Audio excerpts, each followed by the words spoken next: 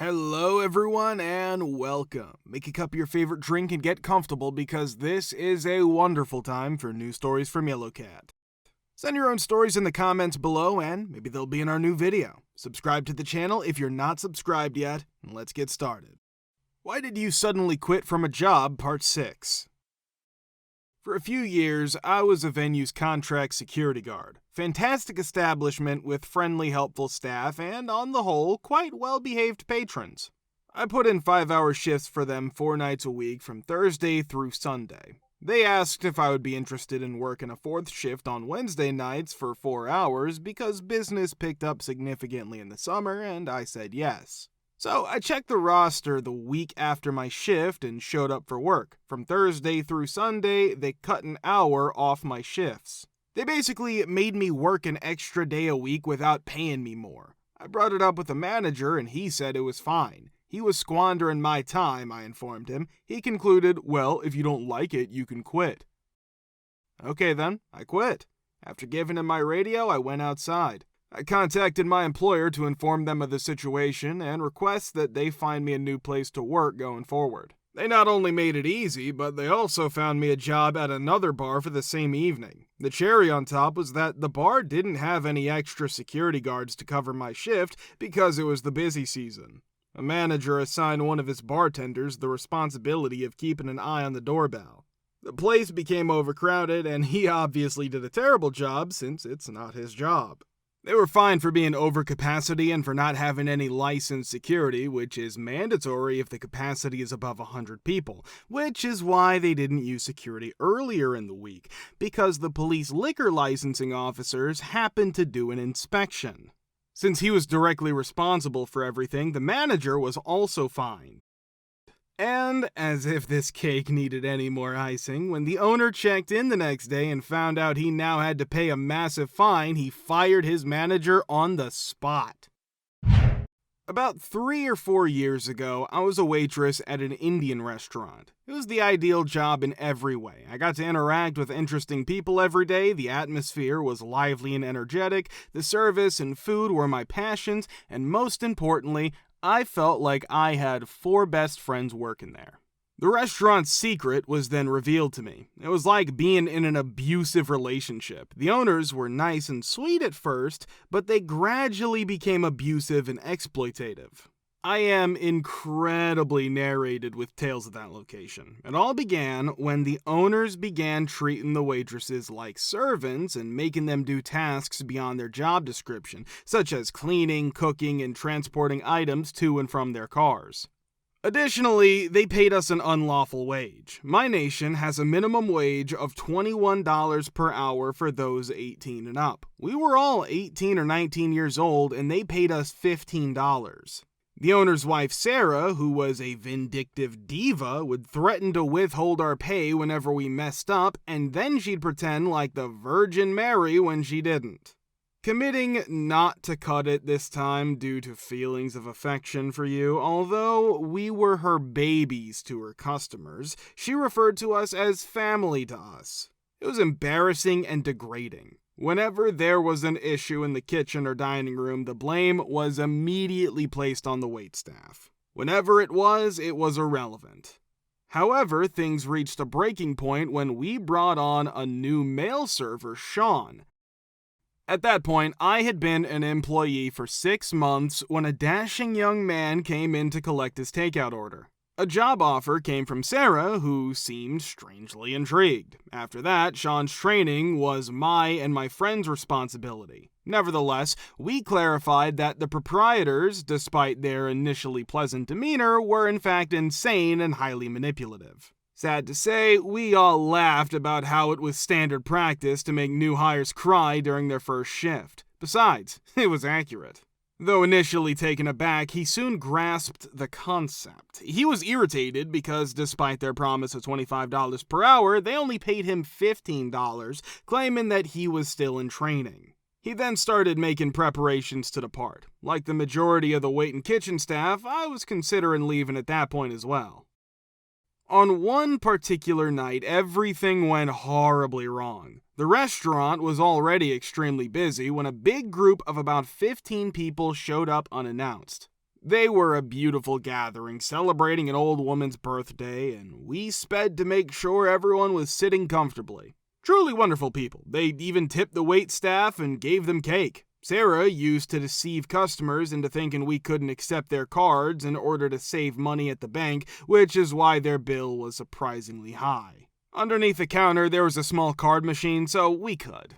We should demand cash, she warned us against using it. Their expressions changed as I timidly informed them that we couldn't play card. When they wanted to know how far away the closest ATM was, I told them it was at least a 10-minute drive. As far as I can tell, the ordeal spoiled their evening. When the opportunity presented itself, I went up to the birthday woman's daughter to express my apologies. I was furious and sad for them. My sincere apologies are what I said. I don't understand why we can't play card tonight, but normally we can. I apologize if this causes any trouble. Sarah summoned me within earshot. I kid you not, she led me incognito to the restaurant's rear parking lot and, for the next 10 minutes, screamed obscenities at me. My level of shock, anger, and upset has never been this high in my life. At that very moment, I contemplated leaving. While serving other customers, I bit my lip, fought back tears, and attempted to maintain an air of friendliness and politeness. That was terrible. I informed Sean what was wrong after he asked me. We both vowed to end our service after that since it was the final straw.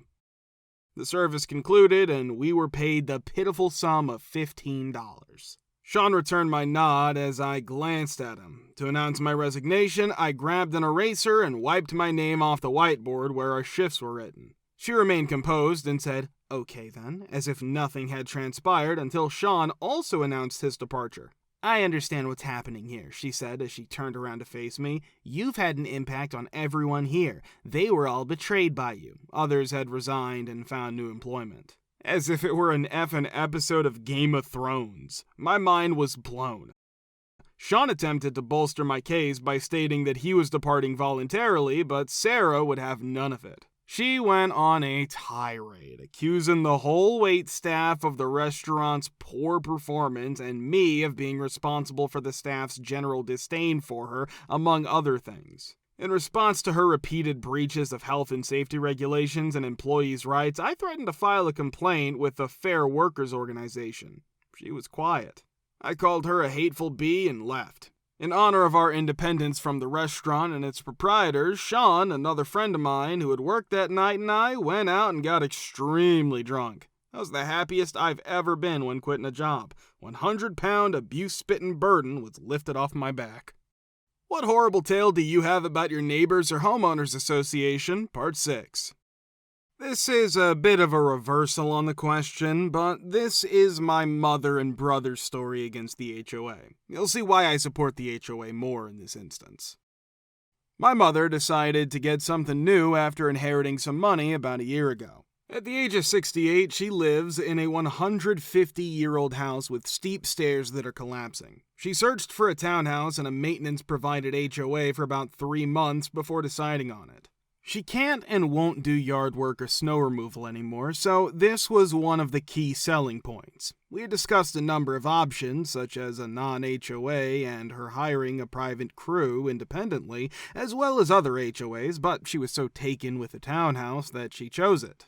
I read her the entire set of covenants before she signed the agreement, which included some strange ones like no gardening, no overnight parking in the driveway, and a clause about how long guests could stay, but she was game, so she bought it.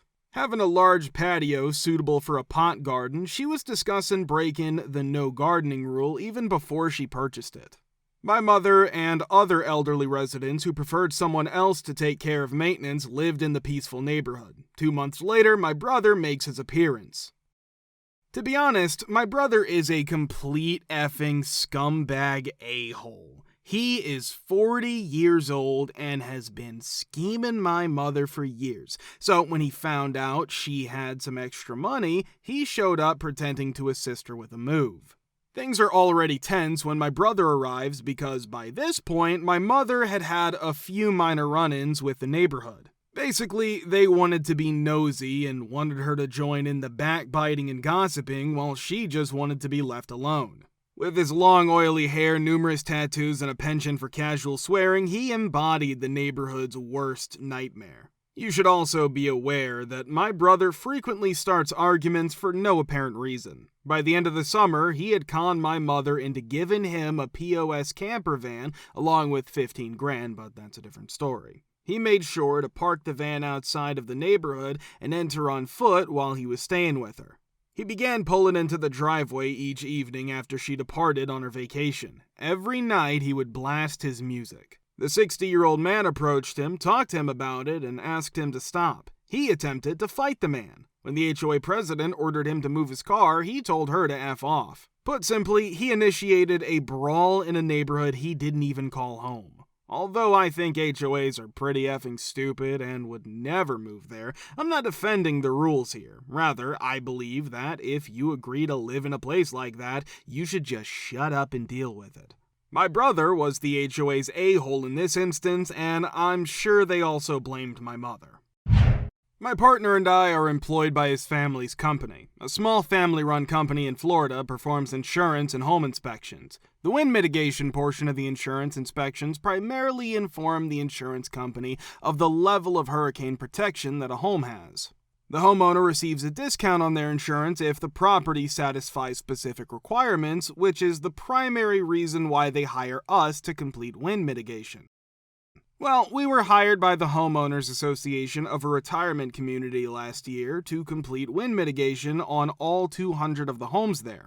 It took my boyfriend and I 2 full days a week for approximately 4 weeks to complete the legwork of inspecting. During that time, we dealt with some really weirdos and a-holes. To complete his inspection a day early, one guy asked me to hop on his motorcycle and ride around the corner to his house. I did, in fact, but for the remainder of my visit, the guy would not stop bugging me. Despite his seemingly carefree demeanor, he was actually quite domineering toward his neighbors. I took a lesson from that one. While showing us around his corner of the neighborhood, a different guy, who also happened to be the previous association president, kept yelling back and forth with the woman who lives across the street from him. They were extremely awkward to work with because they hated each other and said things to each other. There's a ton of unfounded rumors regarding the association president, the board, and the property management firm. It took us an additional month to compile all of the photos into the reports, complete the paperwork, and send them to the board. For everything, they paid us a total of about $8,000. Furthermore, they never used the insurance reports for their coverage after all of that. Man, effing idiots. Before I move into a place like that, I would jump off a cliff. We made a respectable amount of money, so it wasn't exactly a waste of time.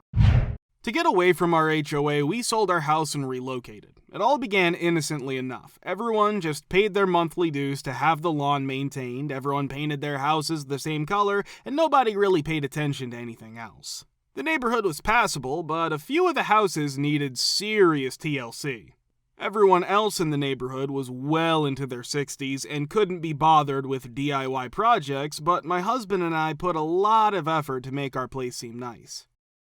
Afterwards, our metal gate collapsed. After surveying the area and taking note of the other front fences and gate style, my husband, a contractor and owner of a cabinet shop, crafted a stunning wooden gate with metal inlays.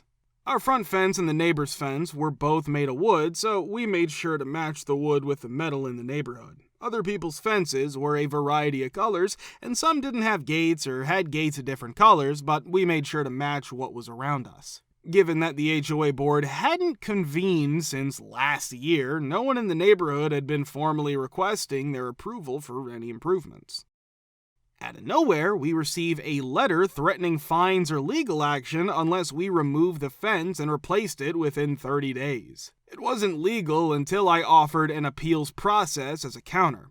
Next, we were informed that the fence needed to match the house's color scheme. However, none of the other fences in the neighborhood had any color scheme, so I took legal action by arguing that this was an example of inconsistent enforcement of unwritten rules, since the covenants did not specify anything about fence paint. Constantly finding fault with everything, they even went to the extent of claiming that we hadn't obtained authorization to repair our leaking roof, despite our having replaced the shingles with matching ones, because the board president's shingles didn't blend in with the rest of the neighborhood. In the end, I did my research and looked into the state's legal code and record. I found out that our HOA hadn't filed the necessary paperwork with the state or county for more than 15 years, so it wasn't actually a homeowners association according to state law.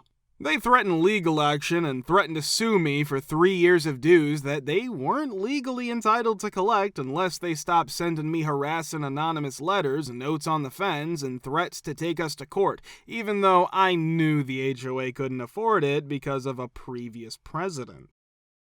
I was able to sell the house and escape that awful neighborhood full of snobby old men who seemed to enjoy living like they were in a senior citizen version of Mean Girls because we reached a truce. I didn't do what they said, but I didn't sue either. The old ladies and dweebs on the board stared at me whenever I went for a walk or drove through the neighborhood, and they kept sending anonymous letters to the president who relayed their concerns to me. Take the time to educate yourself on the state's regulations pertaining to homeowners associations if your current HOA is being uncooperative. Occasionally, these opportunistic jerks fail to submit the necessary paperwork and merely believe they hold authority. If you want to watch the part 5, click the link here. We're very, very glad to see you all in the comments again. Many thanks for your support.